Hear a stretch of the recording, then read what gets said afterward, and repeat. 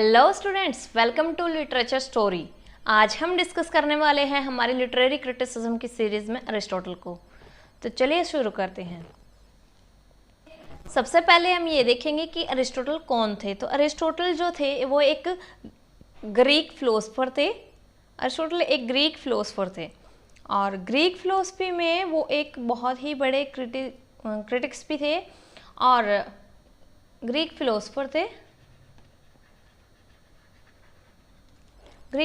थे और उनका जो टाइम पीरियड रहा है वो 384 BC टू 322 BC तक रहा है। आपको पता ही है जो BC है यानी कि बिफोर क्राइस्ट या बिफोर कॉमन एरा जो है वो आपकी रिवर्स चलती है। 384 टू 322 BC तक उनका टाइम पीरियड रहा है और वो प्लेटो के जो शिष्य रहे हैं और उनके जो स्टूडेंट रहे हैं, अरिस्टोटल के स्टूडेंट रहे हैं अलेक्जेंडर द ग्रेट। ये इनके शिष्य थे, अलेक्जेंडर द ग्रेट ये इनके शिष्य रहे हैं और उनके दो बहुत ही महत्वपूर्ण वर्क्स जो हैं, इम्पोर्टेंट वर्क जो अभी तक मिले हैं, क्योंकि उनके वर्क्स बहुत सारे माने जाते हैं बट उनके दो ही वर्क हैं जो उनको अभी तक सबको मिले हैं। तो वो हैं पोएटिक्स और रिटोरिक। जो पोएटिक है वो आर्ट ऑफ पोएट्री से रिलेटेड है और रिटोरिक जो है वो आर्ट ऑफ स्पीच से रिलेटेड है। अरिस्टोटल का जो वर्क है लिटरेरी क्रिटिसिज्म के अंदर तो वो बहुत ही इम्पोर्टेंट वर्क है पोएटिक्स। और हम यहाँ पे पोएटिक्स की बात कर रहे हैं तो पोएटिक्स के लिए हमें जानना बहुत ज़्यादा ज़रूरी हो जाता है कि पोएटिक्स के अंदर है क्या। तो पोएटिक्स के अंदर वैसे आपको हर जगह ये चीज़ें नहीं मिलेगी देखने को कि पोएटिक्स में क्या है। आपको ओनली ये बता दिया जाता है कि पोएटिक्स जो है वो अरिस्टोटल का बहुत ही इम्पोर्टेंट वर्क है, बट इसके अंदर क्या दिया गया है वो आज हम डिस्कस करने वाले हैं। बस थोड़ा सा हम डिस्कस करेंगे जो आपके लिए इम्पोर्टेंट होगा और आपको ये जानने में मदद मिलेगी कि इसके अंदर है क्या। तो इसमें जो टोटल जो चैप्टर्स हैं वो 26 यहाँ पर हैं। पोएटिक्स के अंदर 26 स्मॉल चैप्टर्स हैं और जो फर्स्ट 4, यहाँ पे फोर्थ मैंने ये बाय मिस्टेक लिखा गया है, ये फर्स्ट 4 जो चैप्टर्स हैं वो और 25th चैप्टर्स ये पोइट्री के लिए लिखे गए हैं। 5th चैप्टर जो है वो कॉमेडी के लिए लिखा गया है और 14th चैप्टर नेक्स्ट आपके 14 चैप्टर जो हैं वो ट्रेजेडी को लेके लिखे गए हैं। तो जो ट्रेजेडी को लेके बहुत ज़्यादा फोकस किया गया है पोएटिक्स में, अरिस्टोटल ने अपना पूरा फोकस जो किया है वो ट्रेजेडी के ऊपर किया है। और नेक्स्ट जो 3 चैप्टर हैं वो पोएटिक डिक्शन को लेके, यानी कि पोएटिक जो लैंग्वेज होती है, जो वर्ड यूज़ किए जाते हैं उसके अंदर, जो फिगर ऑफ स्पीच किए जाते हैं या फिर जो मेटाफर यूज़ किए जाते हैं, उनको लेकर ये डिक्शन को लेकर उन्होंने 3 चैप्टर अपने पोएटिक्स में लिखे हैं। और जो 26 जो चैप्टर है उसमें उन्होंने कंपैरिजन लिखा है एपिक पोएट्री का और ट्रेजेडी का, और ये ट्रेजेडी को सबसे ग्रेट मानते थे। तो ये पोएटिक का प्लान है, जो पोएटिक्स है अरिस्टोटल की। अब हम यहाँ बात कर लेते हैं कि उन्होंने पोइट्री के बारे में क्या व्यूज़ दिए हैं, अपनी क्या ऑब्जर्वेशन दी हैं या फिर क्या उन्होंने कहा है। जैसे कि प्लेटो ने कहा है कि ये बहुत ही इमिटेशन है, ये आप जो पोइट्स होते हैं या फिर पोइट्स और पेंटर जो एक ही काम करते हैं, जो आर्टिस्ट होते हैं वो उनका काम इमिटेशन करना होता है, वो कॉपी ऑफ कॉपी उन्होंने पोएट्री को माना है। बट अरिस्टोटल ने यहाँ पर थोड़ा सा उनसे अलग दिया है। उन्होंने कहा इमिटेशन तो होती है बट उन एक्शंस की होती है जो रियल में होते हैं, और उन्होंने रियल लाइफ की यहाँ पर इमिटेशन बताई है। और इमिटेशन उन्होंने कहा है कि वो चीज़ें इमिटेशन की जाती हैं जो वहाँ पर रियल में हुई हैं और एक बहुत ही ओरिजिनल यहाँ पर कॉपी की जाती है पोइट्स के द्वारा। और उन्होंने कहा कि जो सीरियस पोएट होते हैं वो बहुत ही सीरियस इमिटेशन करते हैं, यानी सीरियस कॉपी करते हैं, सीरियस इवेंट्स को कॉपी करते हैं। और जो थोड़े छोटे या फिर तुच्छ उनको पोएट्स कह लीजिए या फिर जो राइटर होते हैं, कुछ पोइट्स होते हैं, वो क्या लिखते हैं, वो सटायर्स लिखते हैं, और सटायर्स आगे जाकर कॉमेडी बनते हैं। तो उन्होंने यहाँ पर बताया कि दो टाइप के लोग होते हैं, दो टाइप के यहाँ पर पोइट्स बताए हैं उन्होंने, एक सीरियस और एक जो सीरियस नहीं होते हैं, जो फिर जो कि बिल्कुल ही मार्वेलियस या फिर बिल्कुल ही छोटी चीज़ों को इमिटेट करते हैं, वो सटायर लिखते हैं। और जो सीरियस पोइट होते हैं वो क्या करते हैं, वो सीरियस जो पीपल होते हैं वो सीरियस इंसिडेंट को कॉपी करते हैं, लाइक वो किसी ग्रेट पर्सन की डेथ के ऊपर एलेजी लिखते हैं, और उसके वो वही ट्रेजेडी जो है, वो सीरियस इवेंट्स जो है वो आगे चलकर उसने ट्रेजेडी का रूप लिया है या फिर वो ट्रेजेडी बनती हैं। तो ट्रेजेडी जो है वो ग्रेटर देन कॉमेडी, उन्होंने ये माना है कि वो ट्रेजेडी जो होती है वो कॉमेडी से ऊपर होती है। और जो सीरियस पोइट होते हैं वो बहुत ही सीरियस इवेंट्स को कॉपी करते हैं और बहुत ही ग्रेट ट्रेजेडी लिखते हैं। और उन्होंने उसके आगे इसके नेचर के ऊपर बात की है कि पोइट्री का जो नेचर होता है वो कैसा होता है। तो उन्होंने, अरिस्टोटल ने कहा है कि पोएट जो होते हैं वो एक इमिटेटर होते हैं, और जो पोएट्स होते हैं वो इमिटेट करते हैं कि क्या था और क्या है, और वो कहते हैं कि जैसा वो कहते हैं या फिर जैसा वो सोचते हैं उस चीज़ की वो इमिटेशन करते हैं। और जो पोएट होता है वो पास्ट और प्रेजेंट को, और जो कॉमनली बिलीव किया जाता है या फिर जो आइडियल होता है उसको भी इमिटेट करते हैं, और ये एक नेचुरल प्लीजर देता है इमिटेशन। ये इमिटेशन एक नेचुरल प्लीजर देता है यहाँ पर। और इन्होंने कहा है कि जैसे प्लेटो ने कहा है कि पोएट्स जो होते हैं वो इमिटेशन करते हैं लाइफ की, और उनको 2 बार रिमूव करके रियलिटी को ये पोएट्री लिखते हैं। बट ये जो कहते हैं, अरिस्टोटल कहते हैं कि ये यूनिवर्सल ट्रुथ को रिवील्स करते हैं, और जो पोएट्री है वो हिस्ट्री और पोएट्री का यहाँ पर कंपैरिजन भी करते हैं। इनकी नेचर क्या है कि हिस्ट्री ने तो ये बताया है कि क्या हुआ था, और पोएट्री हमें ये बताती है कि क्या हो सकता था या फिर क्या हो सकता है। तो ये इनका उन्होंने बताया कि नेचर जो है उसका बहुत ही प्लेजरेबल है, और ये बहुत ही नेचुरल प्लेजर हमें ये इमिटेशन देती है। नेक्स्ट इन्होंने इनके फंक्शन की बात की है कि पोइट्री जो होती है उसका फंक्शन क्या होता है, कैसा होता है। तो उन्होंने कहा है कि सिर्फ इसका पोइट्री का जो फंक्शन है वो पोइट्री टीच करने के लिए नहीं होती ओनली, वो कहते हैं कि टीचिंग जो होती है वो डिज़ायरेबल होती है। इसमें इन्होंने 2 फंक्शन बताए हैं, एक प्लेजर और इन्होंने कहा टीचिंग। उन्होंने कहा कि टीचिंग जो है वो प्लेजरेबल है, डिज़ायरेबल है। टीचिंग जो डिज़ायरेबल है, अगर आप कुछ सीखना चाहते हैं, ये प्लेजर भी देती है और ये सिखाती भी है। और ये बहुत ही ऐसा नहीं है कि इमिटेशन है तो इमिटेशन हमें कुछ सीखने के लिए नहीं, बहुत ही ज़्यादा हमें ये एंटरटेन करती है, और एज वेल एज ये टीच करती है हमें as a social human being. ये बहुत ही अच्छी टीचिंग भी दे सकती हैं, ये ट्रुथ दिखा सकती हैं। नेक्स्ट इनका है इमोशनल अपील की पोइट्री में क्या होता है, इमोशनल अपील होती है।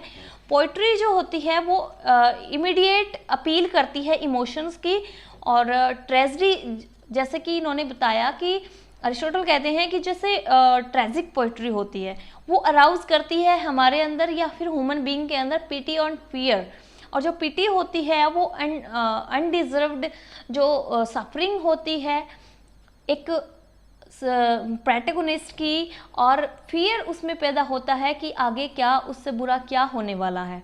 लेकिन प्लेटो जो थे वो कहते थे कि ये है ना ये पिटी एंड फियर या फिर ये जो इमोशनल अपील है पोइट्री की, ये हार्मफुल होती है हमारे एक हेल्दी ग्रोथ माइंड के लिए, हार्मफुल है। बट अरिस्टोटल कहते हैं कि यहाँ पर कोई भी कुछ भी हार्मफुल नहीं है, ये हमारे माइंड को प्योर करती है, शांत करती है।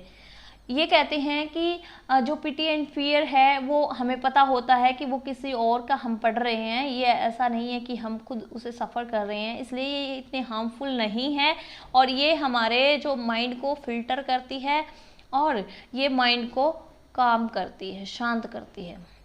So emotional appeal of poetry is not harmful but health giving, it is called by Aristotle. So this is for about poetry said by Aristotle।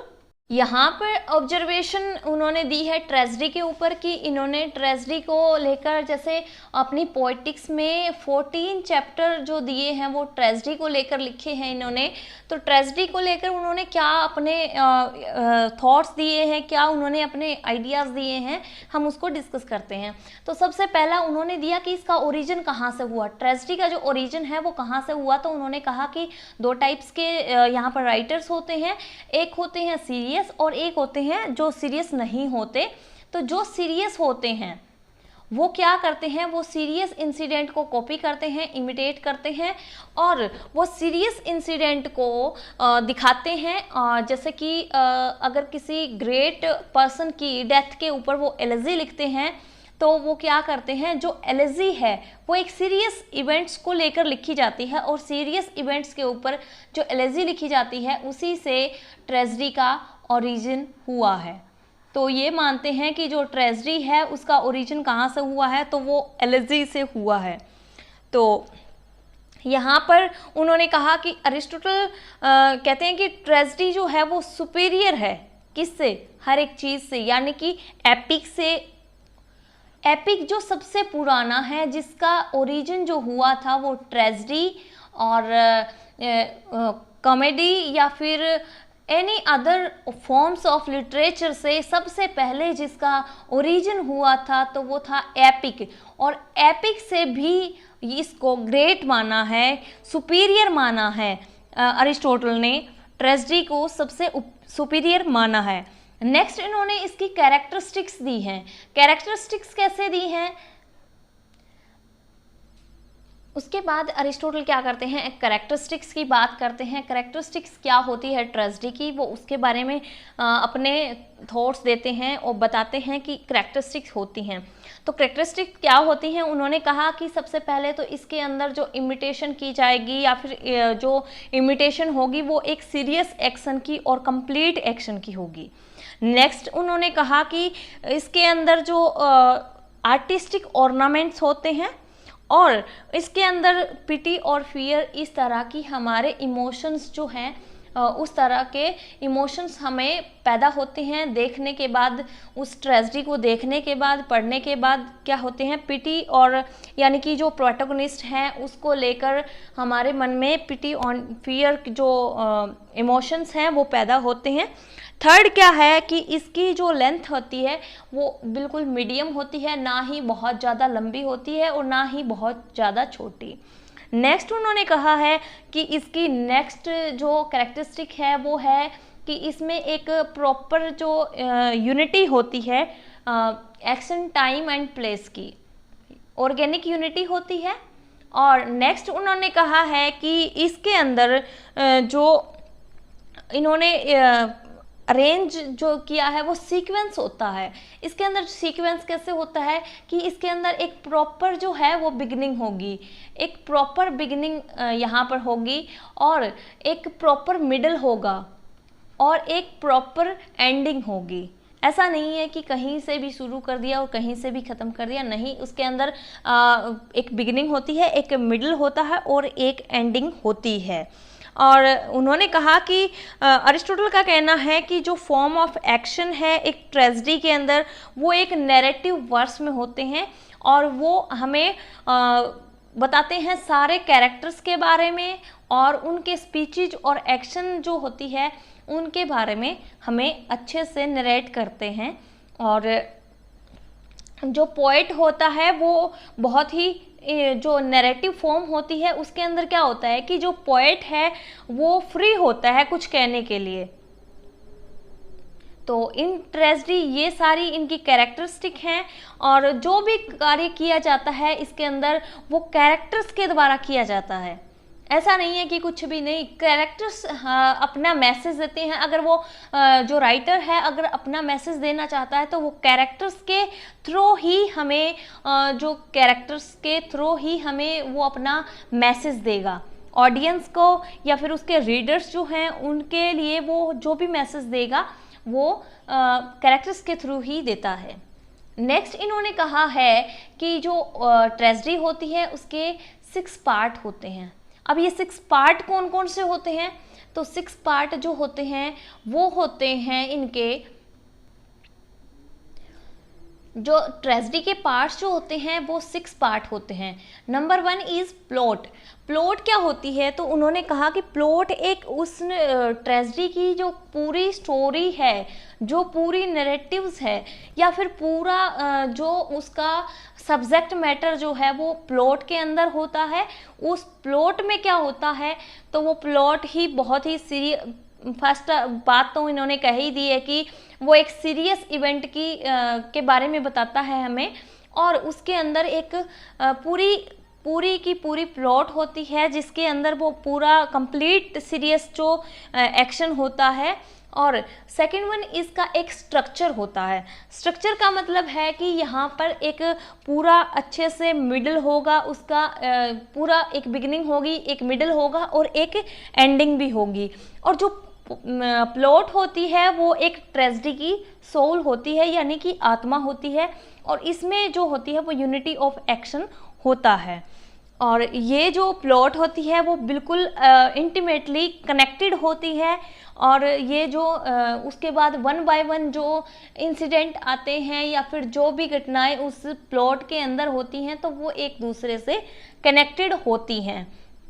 तो ऐसा कहीं भी नहीं लगता है कि ये कनेक्ट नहीं हो रही है। कहीं भी आपने कोई ट्रेजेडी देखी है तो उसके अंदर जो इंसिडेंट है 1 बाय 1 वो कनेक्टेड होती हैं, सारी घटनाएं जो है, सारे जो पार्ट्स हैं वो कनेक्टेड होते हैं।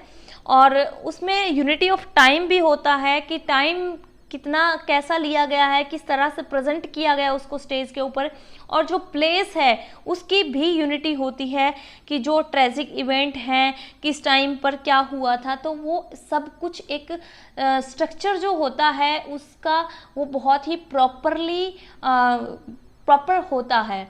नेक्स्ट उनका है कि प्लॉट जो होती है वो कॉम्प्लेक्स और सिंपल 2 तरह की प्लॉट होती हैं, बट यहाँ पर उन्होंने कहा कि जो ट्रेजेडी में जो प्लॉट होनी चाहिए वो कैसी होनी चाहिए, तो वो कॉम्प्लेक्स प्लॉट होनी चाहिए।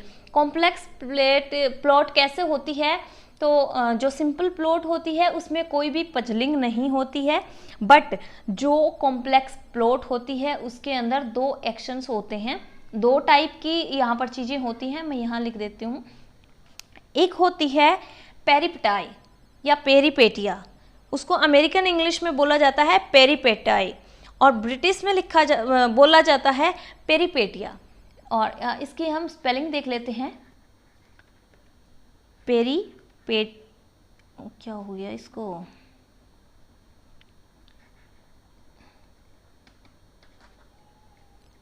सॉरी एक सेकेंड।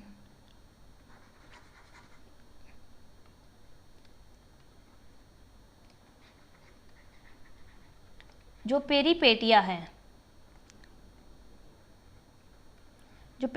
है या फिर पेरिपेटाई है वो ये होता है कि जो आपकी जो प्लॉट है उसके अंदर क्या है, reversal of situation. Reversal of situation का क्या अर्थ है कि जब आप कोई वो देखते हैं, कोई भी आप ट्रेजेडी देखते हैं तो उसके अंदर जो थ्रिलर टाइप का जो स्टोरी को बनाता है या फिर जो उसके अंदर सस्पेंस क्रिएट करता है वो होता है पेरिपेटिया। और नेक्स्ट वन इज एनएग्नोसिस।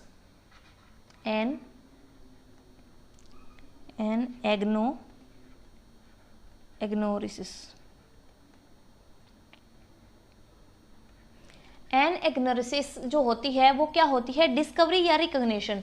जैसे आपने कभी बहुत सारी स्टोरी में ऐसा देखा होगा कि किसी चीज़ को ऐसे दिखाया जाता है कि कोई खड़ा है और उसके पीछे उसका एनिमी उसको मारने के लिए जैसे खड़ा होता है, और हम ऐसे जैसे हमारे मन में होता है कि ये पीछे मुड़ के देखे कि इसके पीछे कोई है जो इसको मारने वाला है, और जैसे ही वो टर्न करता है तो उसको वो उसकी जान पहचान का या फिर उसका फ्रेंड ही मिलता है।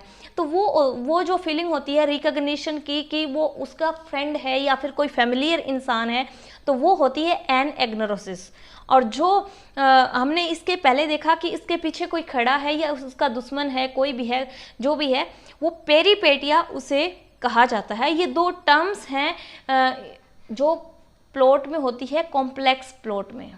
और ये होती क्या है इसका आपको पता लग गया है कि किसको क्या कहते हैं। तो ये इन्होंने कहा कि जो प्लॉट होती है वो कॉम्प्लेक्स प्लॉट यहाँ पर ट्रेजेडी में होनी चाहिए। फिर उन्होंने कैरेक्टर्स की बात की है, कैरेक्टर्स कैसे होने चाहिए।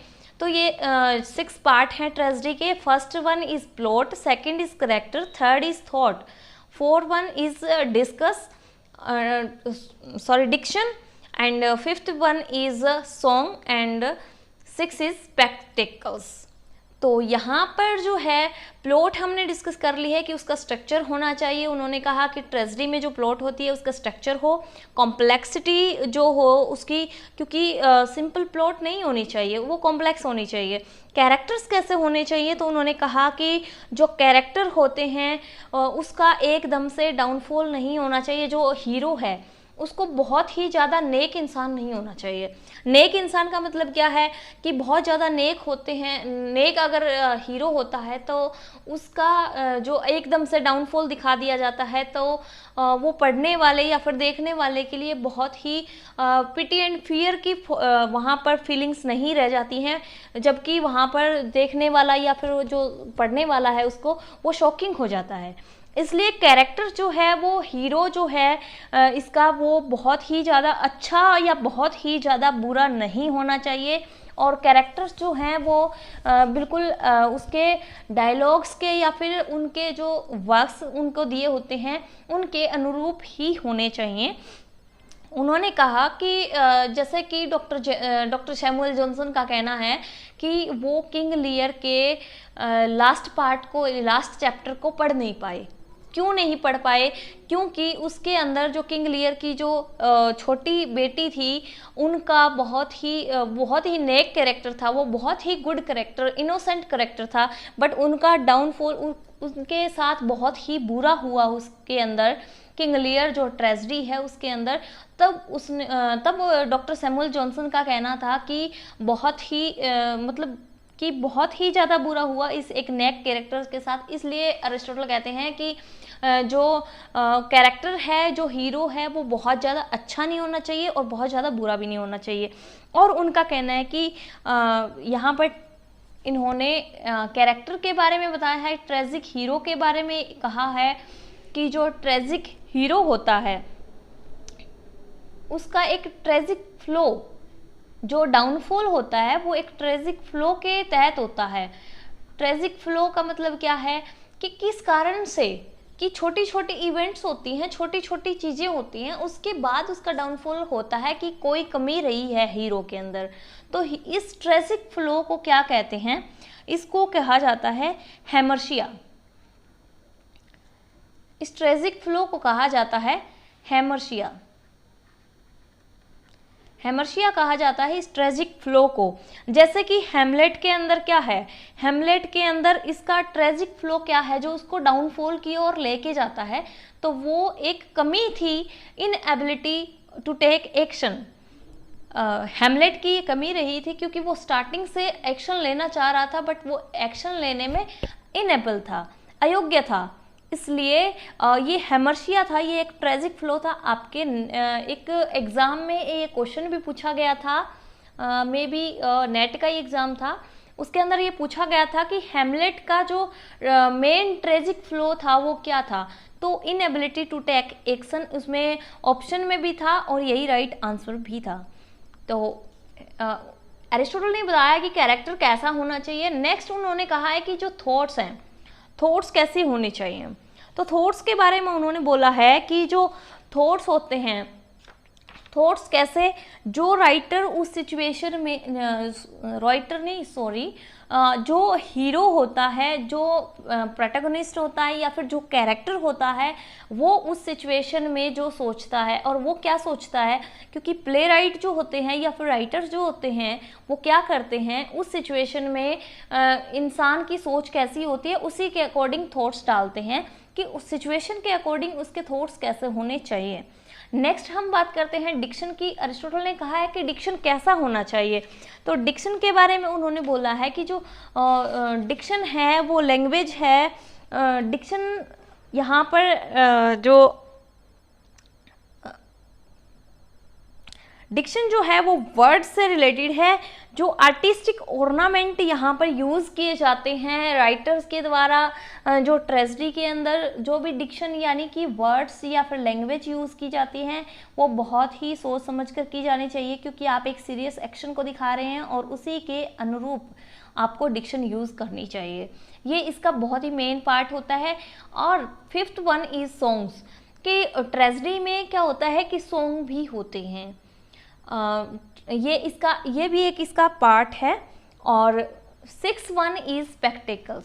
स्पेक्टिकल्स क्या होता है, तो ऊपर की जो पांचों चीज़ें हैं, प्लॉट, कैरेक्टर, थॉट, डिक्शन और सॉन्ग, इनको कैसे स्टेज मैकेनिक के अंडर इनको प्रेजेंट किया जाए और इसको बिल्कुल परफेक्टली जो है वन बाय वन हर एक चीज़ प्लॉट के अंतर्गत जो कैरेक्टर्स के द्वारा उनकी सोच, उनके डिक्शन, उन सब चीज़ों को अरेंज कैसे किया जाए सक्सेसफुली, वो स्पेक्टिकल्स के अंदर आता है। और ये बहुत ही इम्पोर्टेंट हो जाता है ट्रेजेडी के लिए।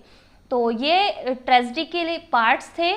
इसके बाद हम करते हैं ट्रेजिक हीरो। जैसे मैंने बताया अभी कि जो हीरो है उसका एकदम से डाउनफॉल नहीं होना चाहिए। अगर वो डाउनफॉल एकदम से नेक इंसान के साथ हो जाता है, हीरो ज़्यादा अच्छा या बुरा नहीं होना चाहिए। अगर वो बुरा होगा तो उसके प्रति हेट हो जाएगी, और अगर वो बहुत अच्छा होता है तो उसके साथ अगर उसमें बुरा होता है बिल्कुल लास्ट में, क्योंकि ट्रेजेडी जो होती है उसमें जो एंड होता है वो ट्रेजिक होता है और उसका डाउनफॉल भी होता है। तो अगर अच्छे इंसान के साथ, अगर नेक कैरेक्टर के साथ ऐसा होता है तो पिटी एंड फियर की इमोशंस नहीं बल्कि हम शॉकिंग हो जाएंगे। तो ये हमारे ऑब्जर्वेशन जो अरिस्टोटल की ऑब्जर्वेशन थी ट्रेजेडी के ऊपर।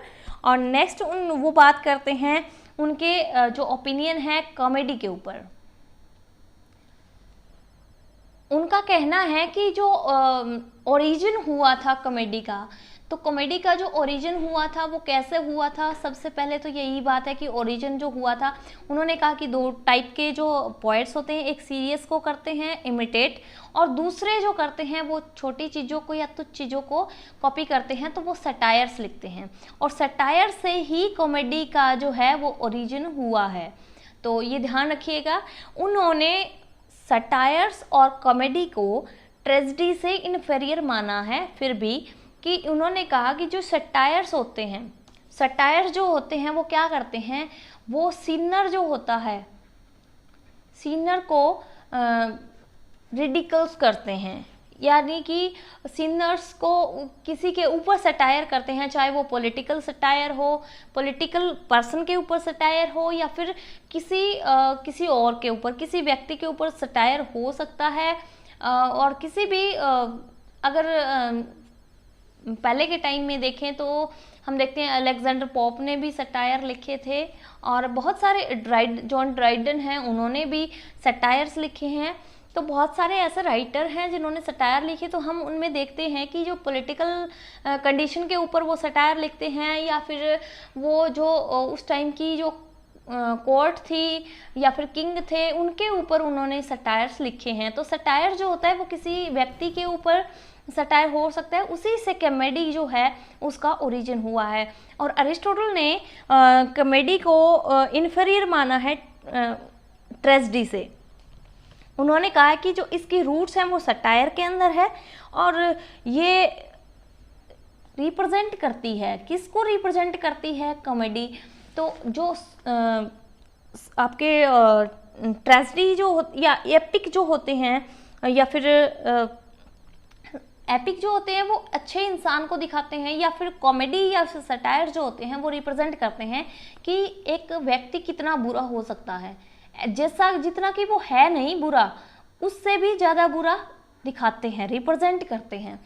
और ये अरिस्टोटल मानते हैं कि जो कॉमेडी है वो ना ही तो पेनफुल होती है, ना ही डिस्ट्रक्टिव होती हैं, ना ही वो विनाशकारी होती हैं और ना ही दुखदाई होती हैं। वो सिर्फ उस कॉमेडी के अंदर इंसान वैसा ही बिहेव करता है ह्यूमन बीइंग, जैसे कि आमतौर पर ह्यूमन बीइंग अगर उस सिचुएशन में हो तो वैसा ही बिहेव करेगा जैसा वो उस कॉमेडी में कर रहा है। तो इसमें कोई भी कुछ भी पेनफुल नहीं है। उनका कहना था कि ये बहुत ही ज़्यादा पेनफुल नहीं है, डिस्ट्रक्टिव नहीं है। सो ये दिखाती कॉमेडी हमें ये नहीं दिखाती कि क्या हुआ था। कॉमेडी हमें कभी ये नहीं दिखाती कि क्या हुआ था, कॉमेडी ये दिखाती है कि क्या हो सकता था, कि व्हाट में हैपन। और जो कैरेक्टर्स होते हैं वो वही सेम एक्ट करते हैं जैसे कि अगर कोई भी ह्यूमन बीइंग उस सिचुएशन में एक्ट करता है। के साथ साथ कॉमेडी के साथ साथ उन्होंने अपने व्यूज़ दिए हैं एपिक के ऊपर। एपिक के ऊपर उन्होंने क्या कहा है कि एपिक जो है उसका ओरिजिन ट्रेजेडी और कॉमेडी से भी पहले हुआ है। कॉमेडी और जो ट्रेजेडी है उन दोनों से पहले इसका ओरिजिन हुआ है एपिक का। और एपिक जो है उसका स्टाइल वैसा ही है जैसे कि ट्रेजेडी, वो भी एक सीरियस एक्शन की कॉपी होती है, उसमें भी एक बिगिनिंग, एक मिडल और एक एंड होता है। और स्ट्रक्चर भी उसका ट्रेजेडी के जैसा होता है, कॉमेडी के जैसा नहीं, ट्रेजेडी के जैसा होता है। और जो प्लॉट होती है वो भी कॉम्प्लिकेटेड होती है, और ये सिंपल भी हो सकती है और कॉम्प्लिकेटेड भी। उसमें ये पेरिपेटिया और एनएग्नोसिस हो सकता है और नहीं भी। तो उन्होंने कहा कि जो एपिक होता है उसके अंदर सॉन्ग नहीं होते, उसके अंदर सॉन्ग नहीं होते हैं और ये पढ़ने के लिए लिखा जाता है।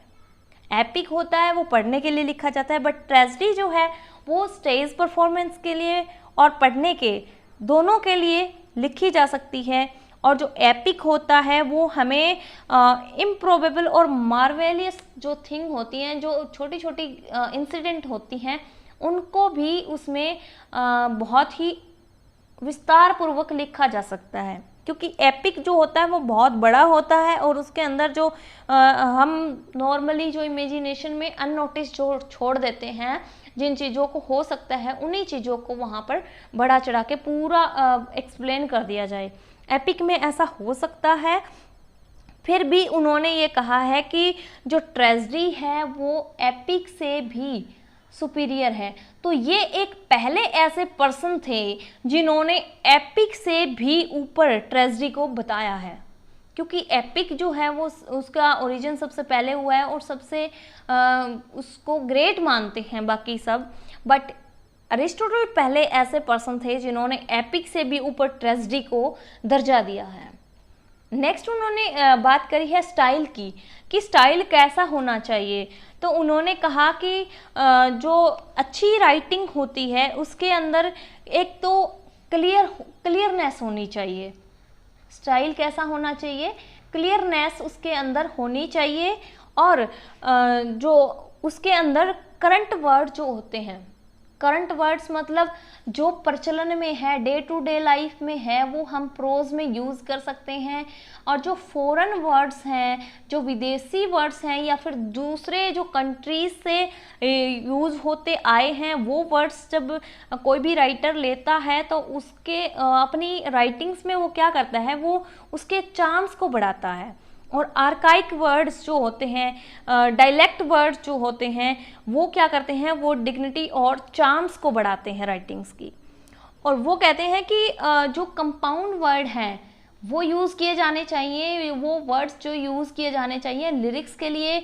और जो अनफैमिलियर वर्ड्स हैं, अनफैमिलियर मतलब जो हमारे लिए यूज़ नहीं होते हैं डे टू डे लाइफ के अंदर, और वो बहुत ही कॉम्प्लेक्स हो सकते हैं, वो बहुत ही may be they are not familiar to us.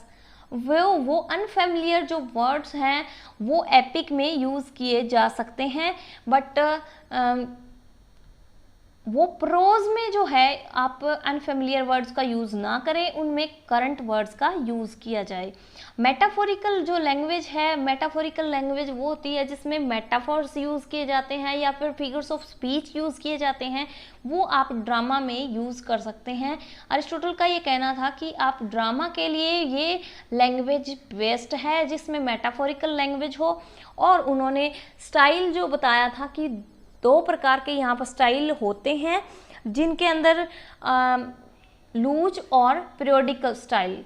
Loose और पीरियोडिक स्टाइल जो होता है, जिसके अंदर एक जो सेंटेंस होता है वो एक बिगिनिंग के अंदर उस सेंटेंस में क्या होती है, एक बिगिनिंग होती है और एक एंड।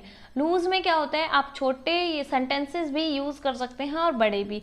पीरियोडिक स्टाइल में क्या है कि पीरियोडिक स्टाइल में जो former consist of a whole sentence with a beginning and a end an end. तो the periodic style is more intelligible माना जाता है। उन्होंने कहा जो पीरियोडिक स्टाइल है वो बहुत ही ज़्यादा मतलब बुद्धिमानी वाले माना गया है। सो अरिस्टोटल के ये विचार थे स्टाइल को लेकर।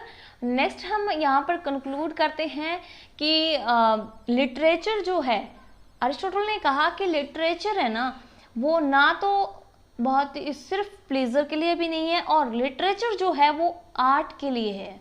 आर्ट के लिए मतलब कला के लिए, जो हमें रियलिटी दिखाता है, रियल लाइफ की जो कंडीशन है वो दिखाता है।